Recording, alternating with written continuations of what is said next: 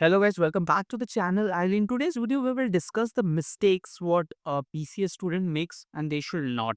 Coming to the first point, it is they think that the course itself is enough, which is BCA is enough. No. Let me tell you that BCA is not enough for anything. Even if you to get a job, even if you to start something of your own, BCA is not everything. You have to learn new things each and every day. And the next part is you have to start doing side hustle. Now, what do you mean by side hustle? Side hustle, you start doing some or the other thing while you are in BCA.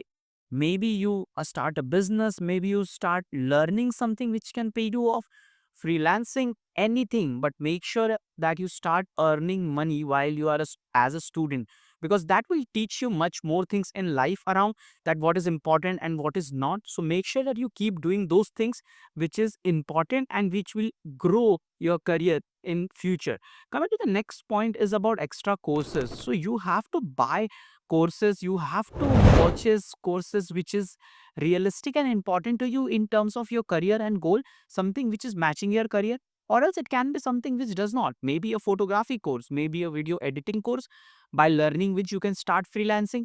It can be anything, but you have to learn something and you have to start earning in that phase. And that is really important, because this thing I got to know when I was in my third year of my college. And at that point, I was like, shit, if I would have known this before, it will be magical. So that is something which you have to think right now itself. Now, don't tell me that you don't know what to do. Internet is the world. It is AI era. Don't tell me that you don't know what to do. Come on, you can't search that on ChatGPT or any other AI app. It's totally up to you.